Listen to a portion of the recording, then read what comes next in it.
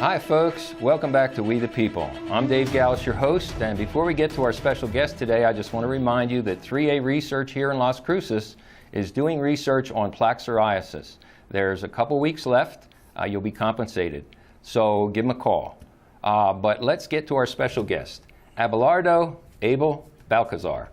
Welcome, Abel. Thank you, Dave, for having me. And on the ballot, folks, it's going to be Abelardo, Balcazar. But for purposes of our friendship, it's going to be Abel.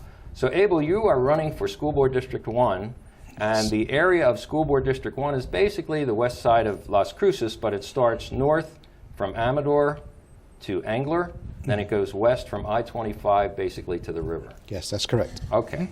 So you didn't grow up in Las Cruces, you grew up in Texas, so tell us about your background.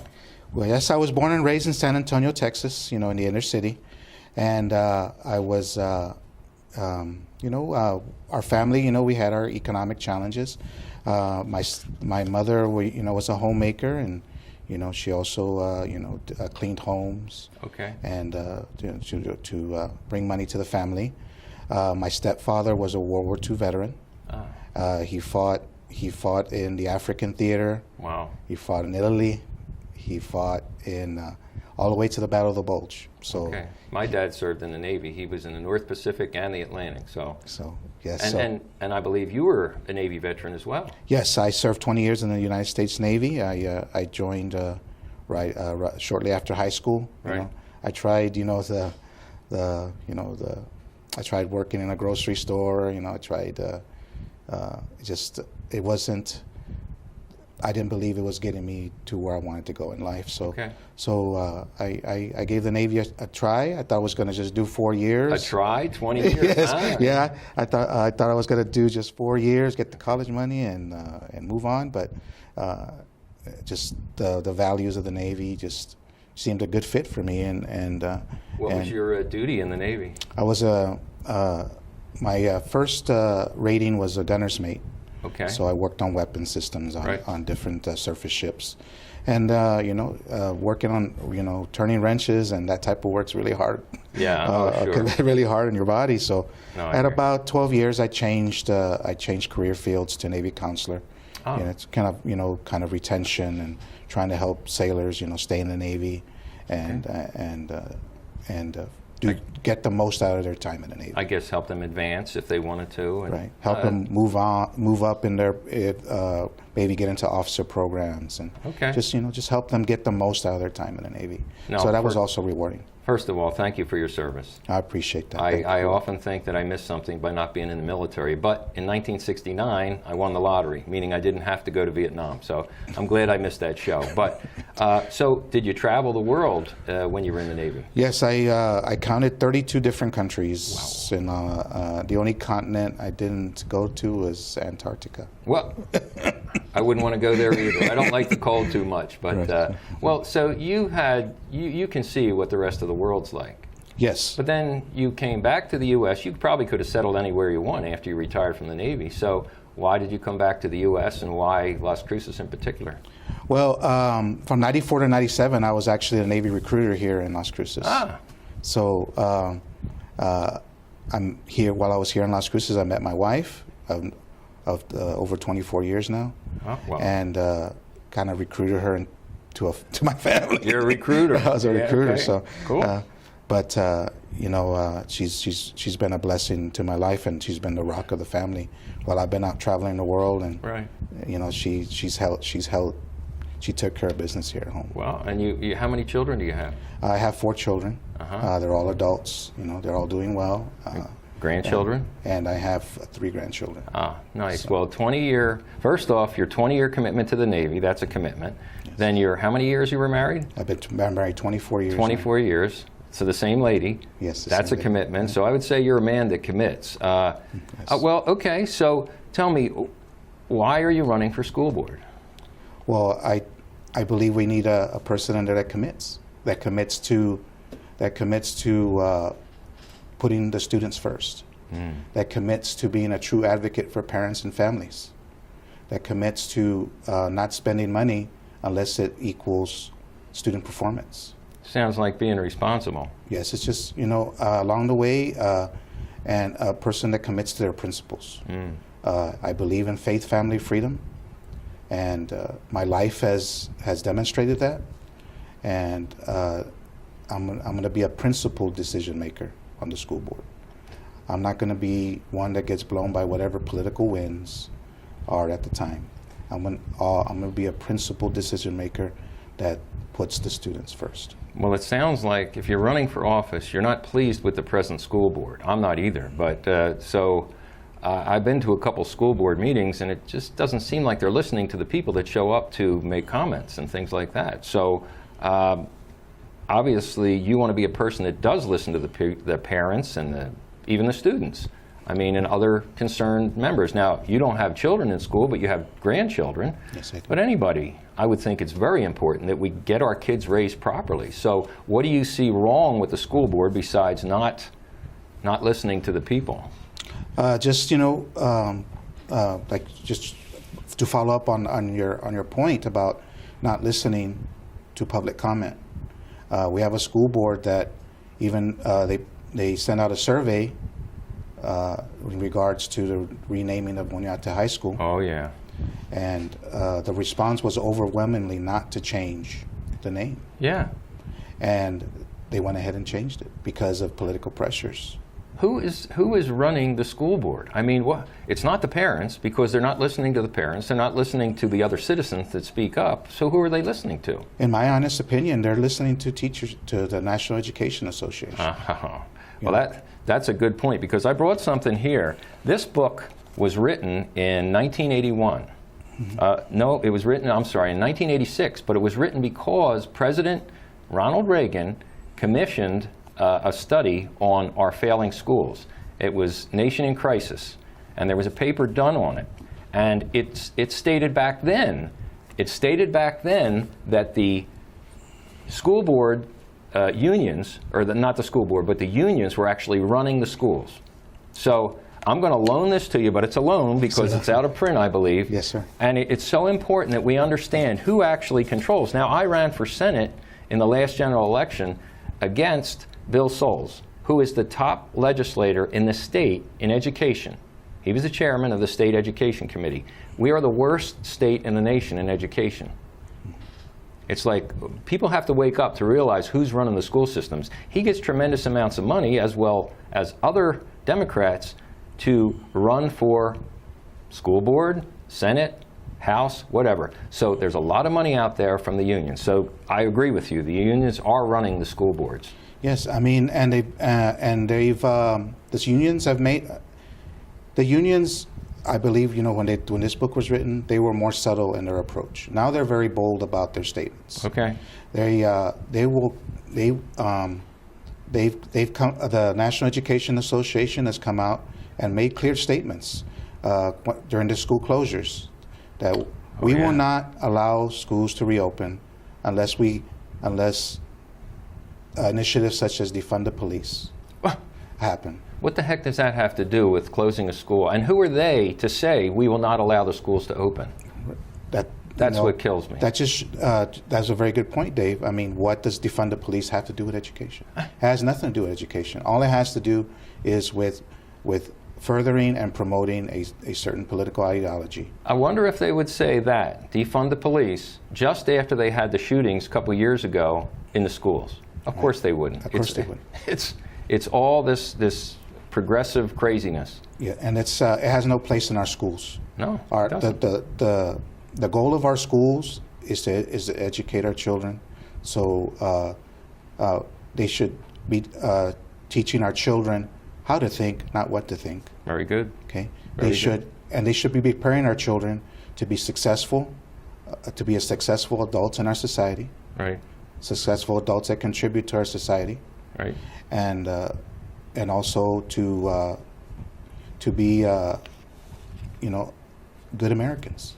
Well, you know, I went to Catholic school when I was a kid, and I got knocked around by the nuns in the name of God. You know, that's a tough one to deal with, but I still believe in the Lord, and even more so now. So I feel sorry for those nuns. But I learned English, I learned how to read and write, I learned math, I learned civics, I learned history, American history, and world history. That's not what our kids are getting now. I hear this stuff about transgenderism. They're probably going to allow our children to start chemically being changed sexually without their parents' consent. It's like, to me, folks, this is a wake-up call. Your children are being propagandized and indoctrinated, and these are young minds that can be molded. And these teachers have these kids for what, 8 hours a day, something like that? A lot of times they have more. They have them more than the families do. Sure. So you better wake up, folks, and this election is so important in Las Cruces because I went to the couple school board meetings when they were trying to push this GR or whatever it is. The CRT. Well, it's critical race theory, but they put a fancy name on it. It's GBS or policy GBC. JBC, that's it. Equity and Excellence in Education Policy. But it's not that. Right.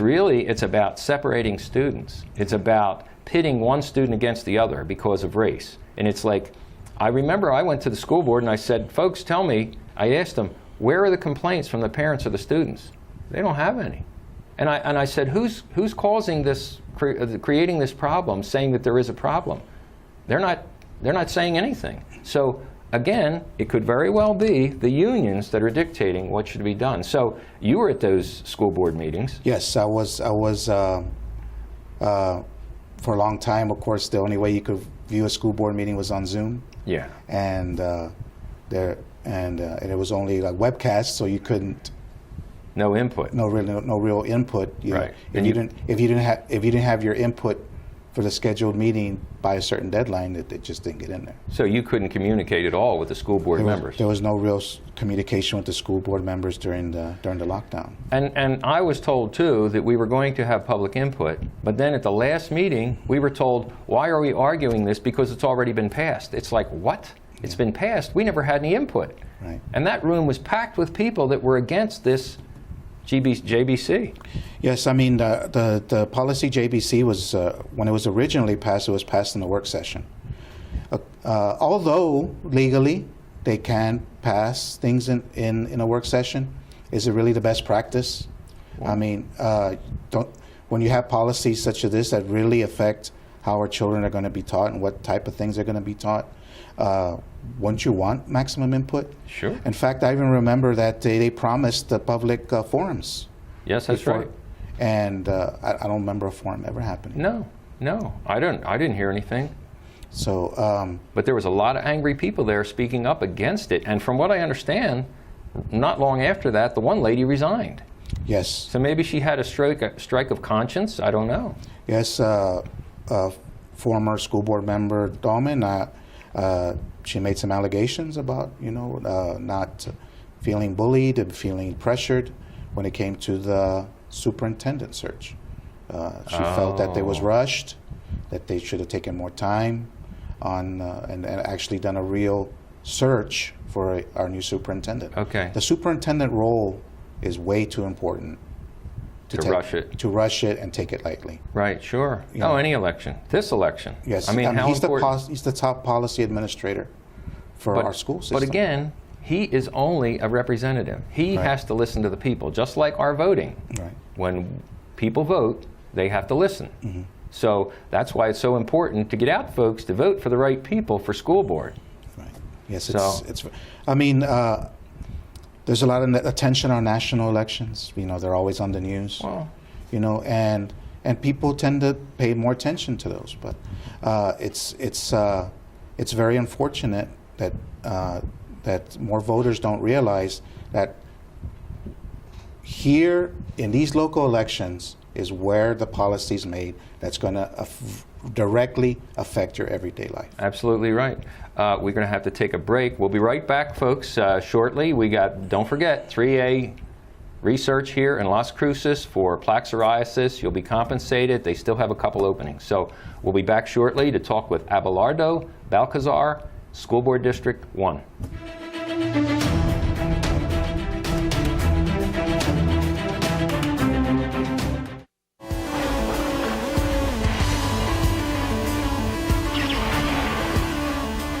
folks, I'm Dave Gallus. This is your 3A Research Minute. We're here with CEO Michael Raucci of 3A Research here in Las Cruces. Michael, could you tell me the procedure of a trial? Sure, Dave. A participant will come to our office to see if they qualify for a study. Once they qualify for a study, they will be asked to do evaluations throughout the course of a 3-month period or longer, and they'll come in periodically to see their progress and make sure they're safe and they're okay. Michael, could you tell us the location here in Las Cruces? Where's that? We are located in the heart of Las Cruces, 530 North Telshore Boulevard, Suite B. We have 2 locations in El Paso, and we've done so well, we had to extend ourselves here to this great community. So far, Las Cruces has been very responsive, and we love Las Cruces, so we're excited to be here. Thanks, Michael. I hope the folks take advantage of this opportunity. That's been your 3A Research Minute here in Las Cruces. See you next time.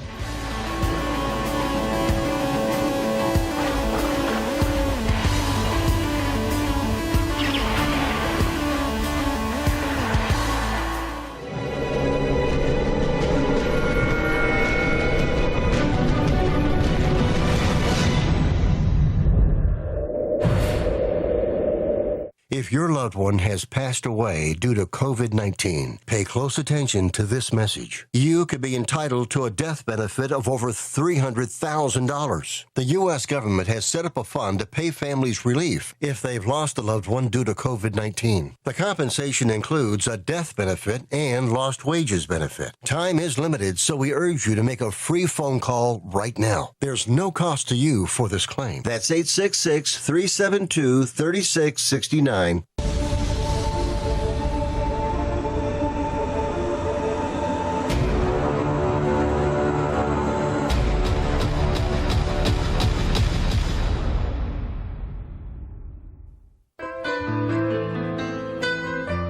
Hi, I'm Ray Bamberg with Here on Earth. I would like to invite you for a free hearing evaluation to our office. We've been here in southern New Mexico for 34 years helping people hear better.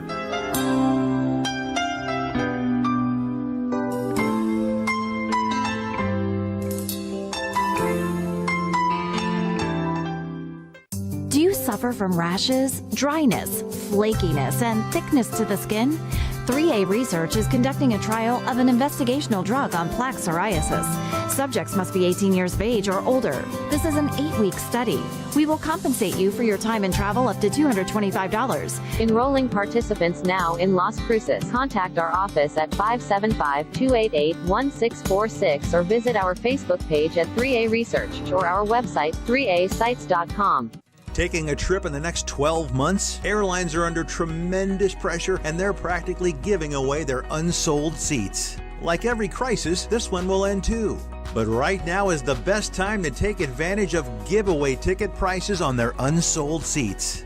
We're not allowed to publish these low fares online. The only way to get these rock bottom giveaway prices is to call. So phone low-cost airlines now for airline ticket prices you may never see again.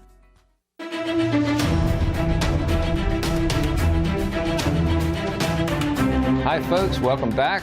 We're here with Abelardo Balcazar running for School Board District 1 here in Las Cruces. But don't forget, we have 3A Research here in Las Cruces is doing clinical trials on plaque psoriasis. There's still a couple openings. You'll be compensated. Give them a call. So I want to call you Abel because I know you was Abel, but on the ballot it's going to be Abelardo Balcazar. So Abel, we talked about a lot of things, your background in the Navy. Thank you again for your service. You've seen the world. You've seen countries that are socialist countries. You've seen a lot of bad things throughout the world. You protected our country by serving in the Navy. And you came back here and lived in the United States, and I'm sure you don't want to see socialism propagate here. And I know that you're running for school board because you want to make a change. And we have a very poor school board district that seems to do whatever it wants without the people's input. So one of the things we didn't talk about is with this COVID, we had the lockdowns going on. Mm-hmm. Now, first of all, I'm not happy with our governor whatsoever. And I think she's getting her walking orders from powers to be. But what do you think about the lockdowns? Well, when it comes to the lockdowns and education, there was CDC guidance, and even Dr. Fauci said it way back in November of 2020, that safe to reopen schools. Right. So let's reopen them, right? Even without teachers being vaccinated. Right. Right. And it just seems that it comes back to the same theme, okay? And then our state education, our state authorities, in late February even said it's safe to reopen schools. We'll leave it to the local school districts to decide what their reopening plan is going to be. Okay. Okay. Our Dr. Karen Trujillo, our Superintendent, was she? Yes, she was the superintendent, our late superintendent, presented the school board with a plan in early March on how to reopen the schools with three different options, including full in-class instruction, hybrid instruction, or continue remote. It was up to the parents, whatever they felt was best for them. Okay. Okay. What happened? But due to union pressure, due to local NEA union pressure, stating that there was even a school board member that stated during that meeting that teachers sign up to teach, not to die. Again, using fear. This is ridiculous. Using fear as a reason to keep our schools closed. The National Educational Association, the national headquarters, even readily admitted that the extended closures create hardships for families, that there has been learning loss, that the extended closures has contributed to increased depression. I've heard suicide. Increased suicidal ideations and other negative health effects for children. And however, this is all okay because children are resilient. So, now this is the school unions that are running our school boards, not the parents that should be running it. It's the school board listens to the unions. They don't listen to the parents. They don't listen to parents. They don't listen to teachers. Right. And they don't listen to teachers. Just to clarify, I am not attacking teachers. No.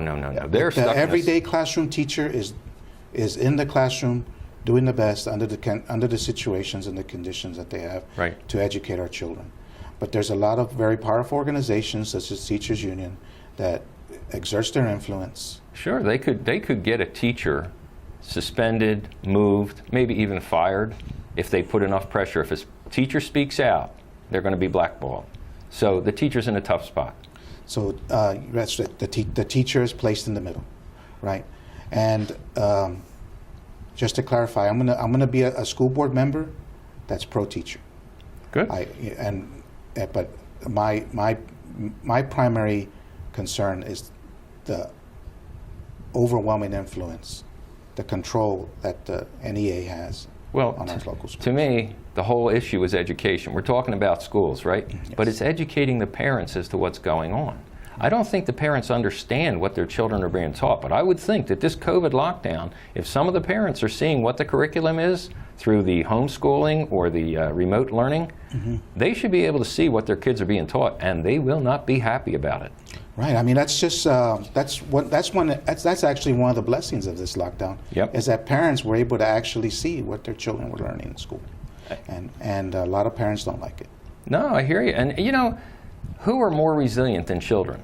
I mean, and now they're even talking the military. They're the most in shape people. The children are most resilient. I think it's what? It's a 99.99 something % recovery rate with nothing done if you have this COVID. And I don't even believe this COVID is as bad as they say it is, and I don't believe Fauci, but that's my opinion. And if I had a child, I would want the child to be going to school. Right. So, Yes. but they don't listen to us. Right. Just like you mentioned, Dave.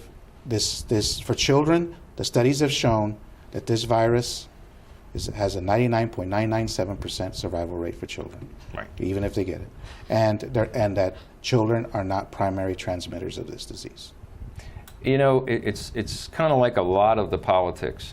Are we not smart enough to know how to protect our children?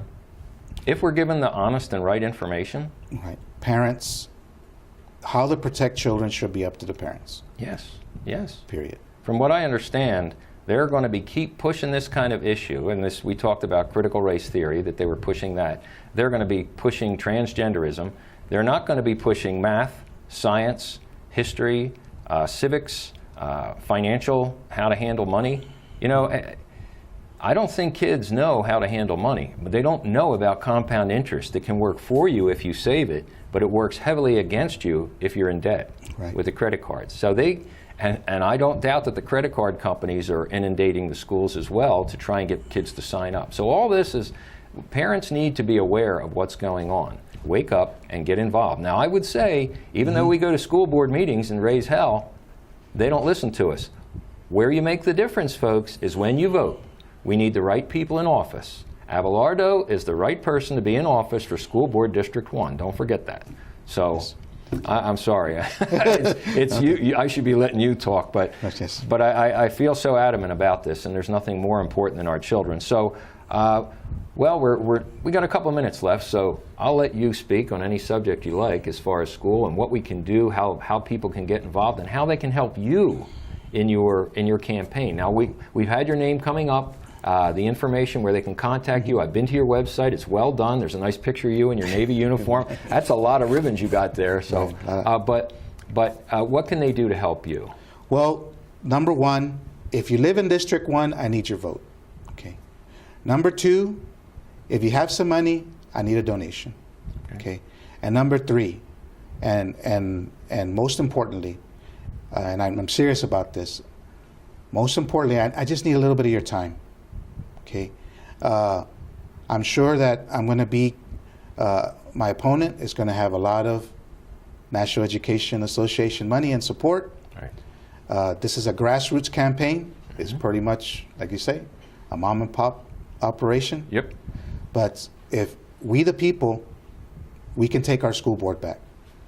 But I need your help, and I appreciate that very much. Abelardo, Abel, it's been a pleasure. Thank you for coming on. Okay. I'll do my best to see that you get elected and that we can save our schools and take care of our children like we're supposed to. Abelardo, Abel, Balcazar, Las Cruces, City School Board District number 1. Thank you, Dave. Thanks for being on, Abel. Thank you, Dave, for having me. You bet.